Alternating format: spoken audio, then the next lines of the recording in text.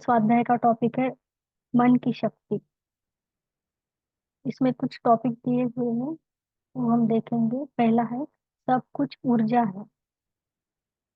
यह सृष्टि एक ऊर्जा है जो खुद को लाखों तरीकों से अभिव्यक्त कर रही है। जो पानी गिर रहा है वह ऊर्जा है। वही ऊर्जा यहाँ एक के पेड़ के रूप में खड़ी है। वही ऊर्जा आपके रूप में भी बैठी है। वही ऊर्जा मेरे रूप में यहाँ मौजूद है। वही ऊर्जा एक चट्टान के रूप में खड़ी है। आधुनिक विज्ञान ने साबित कर दिया है कि हर चीज एक ऊर्जा है। दुनिया भर के धर्म कह रहे हैं कि ईश्वर हर जगह है। चाहे आप यह कहे कि ईश्वर हर जगह है या आप कहे कि यह चीज एक ही ऊर्जा है, ये दोनों ही बातें एक ही सच्चाई को बताती है। एक ही बात दो अलग अलग तरीकों से कह दिया गया है। ऊर्जा का इस्तेमाल। आपको लगता है कि शायद यह बहती हुई ठंडी हवा सकारात्मक ऊर्जा है और भयंकर तूफान नकारात्मक ऊर्जा। ऐसा नहीं है। बस बात इतनी है कि इनमें एक चीज आपको पसंद है और दूसरी चीज नहीं।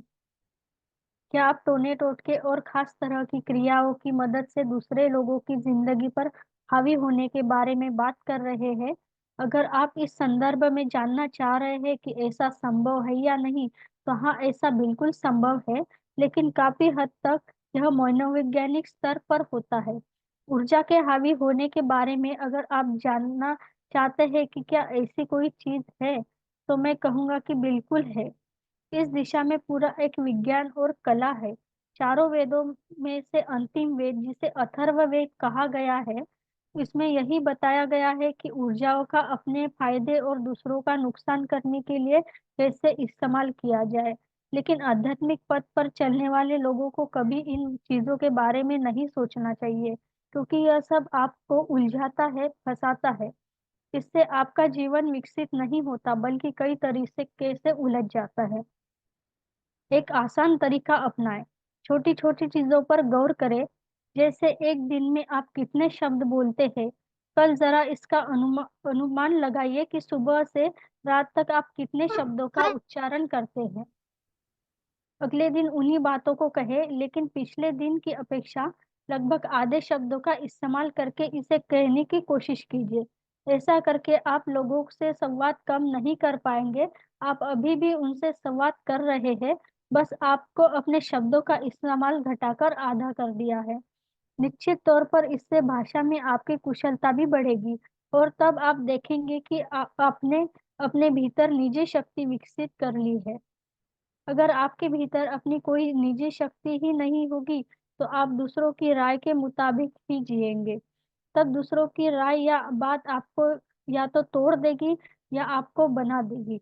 अगर आप में किसी भी चीज या व्यक्ति को लेकर कोई राय ही नहीं है, तो फिर आपको दूसरों की राय की भी कोई परवाह नहीं होगी, क्योंकि उस स्थिति में वह चीज या व्यक्ति आपके दिलो दिमाग पर हावी नहीं होगा।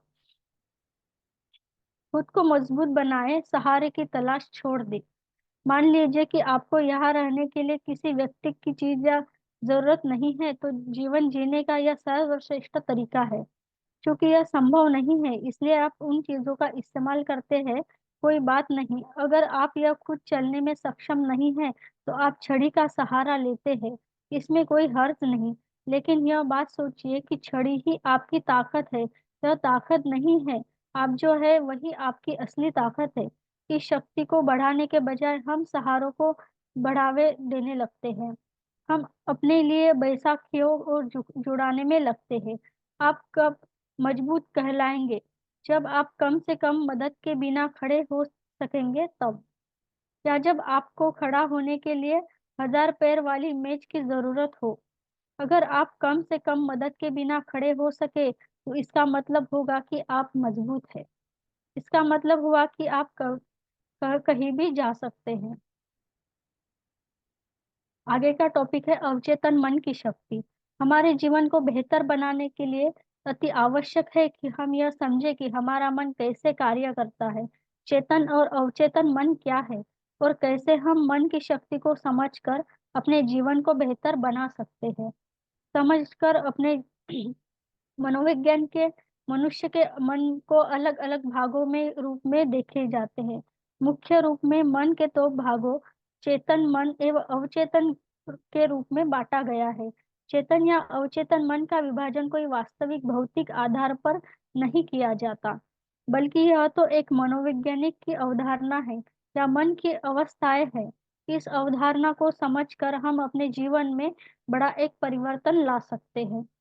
चेतन मन हमारी चेतन या सक्रिय अवस्था है, जिसमें हम सोच विचार और तर्क के आधार पर निर्णय लेते हैं या कोई कार्य करते हैं। अवचेतन मन एक स्टोरेज रूम की तरह है, जो हमारे सभी विचारों, अनुभवों, धारणाओं आदि को स्टोरेज करता है। अवचेतन मन यानी सबकॉन्शियस माइंड तर्क एवं सोच विचार के निर्णय नहीं लेता, बल्कि यह हमारे पिछले अनुभव एवं धारणाएं के आधार पर स्वचालित तरीकों से कार्य करता है। चेतन मन और अवचेतन मन को एक उदाहरण द्वारा समझा जा सकता है। जब भी कोई व्यक्ति पहली बार साइकिल चलाना सीख रहा होता है, तो उसे साइकिल को ध्यानपूर्वक नियंत्रित करना होता है। शुरुआत में वह संतुलन नहीं बना पाता और थोड़ा डरा हुआ भी रहता है। लेकिन कुछ दिनों बाद जब वह साइकिल चलाना सीख जाता है, तो अब उसे साइकिल को नियंत्रित करने के बारे में नहीं सोचना पड़ता। अब साइकिल अपने आप ही नियंत्रण हो जाती है और अब तो वह मित्रों के साथ बातचीत करते हुए या कोई और कार्य करते हुए भी साइकिल चला सकता है। ऐसा क्यों होता है? शुरुआत में जब व्यक्ति पहली बार साइकिल चलाना सीख रहा होता है, वह अपना चेतन मन यानी सबकॉन्शियस माइंड का इस्तेमाल कर रहा होता है। लेकिन जब वह बार बार साइकिल चलाने की प्रैक्टिस करता है, तो अब यह अनुभव उसके अवचेतन मन में संग्रहित यानी स्टोरेज होना शुरू हो जाते हैं। सभी स्वचालित कार्यों जैसे सांस लेना, दिल धड़कना आदि कार्य अवचेतन मन के द्वारा ही किए जाते हैं। हमारी आदतें एवं रोजमर्रा के सभी कार्यों में अवचेतन मन का महत्वपूर्ण योगदान होता है। हमारे एक हर विचार का हमारे अवचेतन मन पर महत्वपूर्ण प्रभाव पड़ता है। या यह कह सकते हैं कि हम जो भी कुछ सोचते हैं या करते हैं, उससे हमारे अवचेतन मन की प्रोग्रामिंग की जाती है और फिर बाद में धीरे धीरे अवचेतन मन उस कार्य को नियंत्रित करने लगता है। हमारी आदतों और धारणाओं का निर्माण भी ऐसे ही होता है और बाद में वह आदत स्वचालित रूप में अवचेतन मन के द्वारा नियंत्रित होती है। पूरी आदतें छोड़ने के लिए गहन चिंतन और मेडिटेशन की जरूरत पड़ती है। आगे का टॉपिक है सकारात्मक विचार। कहते हैं पॉजिटिव थिंकिंग वाले लोग ही जीवन में सफल हो पाते हैं। आपके मन के विचार आपके स्वभाव के द्वारा सबके सामने आते हैं। सकारात्मक सोच वालों के पास सभी लोग रहना पसंद करते हैं। यह सत्य है कि हम जैसा सोचते हैं वैसा ही प्राप्त करते हैं। नकारात्मक सोच जहां हमें निराशावादी और नाकामी की ओर ले जाती है, वही सकारात्मक विचार हमें सकारात्मक और सफलता की ओर अग्रसर करता है। अच्छा सोचे। यदि हम ये ठान कर चले कि आज दिन भर हम जो भी सोचेंगे अच्छा ही सोचेंगे, तो निश्चित ही हमारा दिन अच्छा ही होगा। यही प्रयोग हम सप्ताह भर के लिए भी कर सकते हैं। उसके लिए बाद में देखिए आपके जीवन में क्या परिवर्तन आता है। कई बार हम कुछ ऐसे लोगों की संगति में फंस जाते हैं, जो हमेशा अपने दुखों का ही रोना लेकर बैठ जाते हैं। जीवन में उन्हें खुश रहना तो आता ही नहीं। आपके लिए अच्छा होगा कि आप ऐसे लोगों से दूर ही रहे। सकारात्मक सोच कैसे बनाएं? सकारात्मक सोच के लिए सुबह उठते ही आईने के सामने खड़े होकर निम्नलिखित प्रक्रिया अपनाएं। मुस्कुराए। आज मेरा दिन है, मुझे पता है मैं आज सबसे अच्छी जगह हूँ। मुझे पता है मैं विजेता हूँ। मैं अपने लिए खुद जिम्मेदार हूँ। अपना लक्ष्य मैं खुद चुन सकता हूँ। मुझे पता है मैं ये कर सकता हूँ और इसे पक्का कर सकता हूँ। भगवान हमेशा मेरे साथ है। आप सोच रहे होंगे ऐसा करने से क्या बदलाव आएगा, मेरी परेशानी ठीक नहीं होगी। लेकिन यहाँ विश्वास करें और इस प्रक्रिया को अपनाइए। कहते हैं शब्दों में बहुत बड़ी ताकत होती है। अगर आप पॉजिटिव बोलेंगे तो वैसा ही होगा, क्योंकि पॉजिटिव किरणें हमारे आसपास आएगी। जितना हो सके अपनी परिस्थिति पर पॉजिटिव ही बोले। व्यर्थ की बहस से बचे। जीवन में असफलता पाने सफलता पाने के लिए तथा सकारात्मक सोच के लिए व्यक्ति को व्यर्थ की बहसबाजी से बचना चाहिए। फिजूल बातों पर बहस करने से आपका तनाव बढ़ता है। जीवन में अगर आपको कुछ पाना हो तो आपको इससे बचना होगा। अच्छे काम में मन लगाए।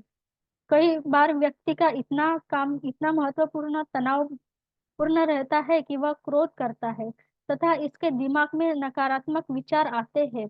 यदि आपके साथ भी ऐसा होता है तो आप स्वयं को किसी भी कार्य में लगाइए जिससे आपको मानसिक शांति मिलेगी।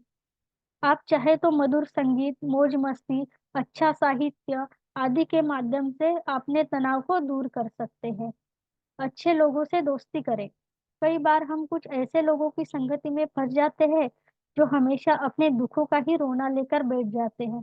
जीवन में उन्हें खुश रहना तो आता ही नहीं। आपके लिए अच्छा होगा कि ऐसे लोगों से दूर रहे। जब भी आप निराश हो तब आपको अपने ग्रुप के कुछ ऐसे लोगों से दोस्ती कर लेना चाहिए जो हंसमुख और ऊर्जावान हो। इनसे संपर्क में रहने से आपको एक नई प्रेरणा मिलेगी और निराशा आपके जीवन से छूमंतर हो जाएगी। अपना लक्ष्य सेट करें। लक्ष्य। एक बार एक आदमी सड़क पर सुबह सुबह दौड़ रहा था। अचानक एक चौराहा पर जाकर रुक गया। उस चौराहे पे चार सड़क थी जो अलग अलग रास्ते पे जाती थी। एक बूढ़े व्यक्ति से उस आदमी ने पूछा, सर ये रास्ता कहाँ जाता है? बूढ़े व्यक्ति ने पूछा, आपको कहाँ जाना है? आदमी, पता नहीं बूढ़ा व्यक्ति।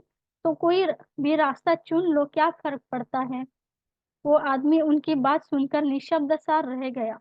कितनी सच्चाई छिपी थी उस बूढ़े व्यक्ति के बातों में। सही ही तो कहा, जब हमारी कोई मंजिल ही नहीं तो जीवन भर भटकते ही रहना होगा। निश्चित करें कि आप क्या चाहते हैं। आपका पहला कदम ये जानना है कि आप क्या पाना चाहते हैं। यह एक छोटा सा बड़ा परिवर्तन हो सकता है, पर आप क्या पाने की उम्मीद करते हैं, इस पर विचार करना असफलता प्राप्ति के लिए महत्वपूर्ण कदम है। मिसाल के लिए, क्या आपका लक्ष्य एक अधिक खुश मिजाज व्यक्ति बनना है?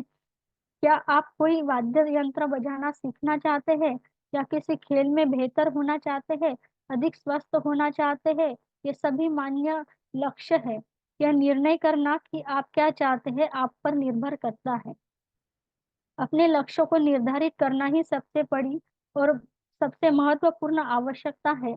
और यदि आपका प्रयास काम चलाऊ है और आप जो करने जा रहे हैं उसके प्रति यदि आप गंभीर नहीं हैं, तो संभवतः आप अपने लक्ष्य के लिए अभी तक कोई लक्ष्य ही निर्धारित नहीं किया है। या यह भी हो सकता है कि आपका लक्ष्य अस्पष्ट हो। तो सबसे पहले आप अपना लक्ष्य निर्धारित करें। आप छुट्टी के दिनों को छोड़कर रोजाना स्कूल जाते हैं, लेकिन आपको अपना अध्ययन अच्छी तरह से करने के लिए एक लक्ष्य ही निर्धारित करने की आवश्यकता होती है।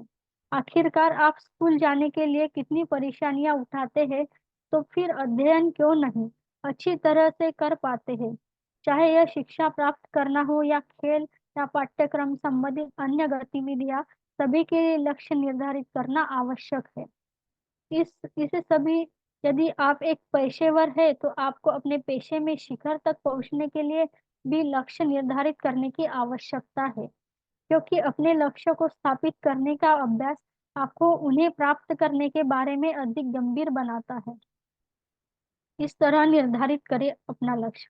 आप एक रजिस्टर और पेन अपने साथ में रखिए। जिंदगी में आप अपने जो भी कहना चाहते हैं, जो भी आपकी इच्छा है, उनको रजिस्टर में लिखिए। आपके दिमाग में जो भी आता है उसके बारे में गहराई से सोचना शुरू कर दीजिए। ध्यान देने वाली बात यह है कि आप जिस स्थान पर बैठे हुए हो वहां पर किसी प्रकार का शोर शराबा नहीं होना चाहिए। वहां पर आप अकेले होना चाहिए, जिससे आप अपना लक्ष्य पूरा ध्यान लक्ष्य को बनाने के लिए दे सकते हैं। इसके बाद आपके दिमाग में जो भी आए उसे आप तुरंत अपने पेन रजिस्टर में लिखते जाइए। घबराए नहीं। इस बीच हो सकता है आपको कुछ बोरिंग महसूस हो, लेकिन आपको निरंतर एक काम करते जाना है। जो भी आपके मन में आए आप उनको लिखते जाइए। ध्यान देने वाली बात यह है कि जिस सपने को लिखते समय आपके मन में खुशी महसूस होने लगे या फिर कुछ दुख का अनुभव होने लगे, यानी उसकी कमी के कारण आप एकदम से चिंतित होने लगे तो समझ लीजिए कि वही आपका लक्ष्य है, क्योंकि हमारा लक्ष्य हमारे दिल और दिमाग से जुड़ा हुआ होता है। अगर हम आप इसके बाद उसके बारे में थोड़ा सा भी नकारात्मक सोचते हैं तो हमें बहुत दुख होने लगता है, और दूसरी ओर उसके मिलने पर हमें खुशी महसूस होती है। आपको जिस लक्ष्य के बारे में सोचते हैं उसमें बहुत खुशी मिलने लगती है, और आप उसके ना मिलने पर एकदम चिंतित हो जाते हैं। समझ लीजिए कि यही आपका लक्ष्य। बस आज के लिए इतना ही। सभी का बहुत बहुत धन्यवाद। कोई भी अपनी बात रखना चाहता हो तो अनुरोध करके बात कर सकते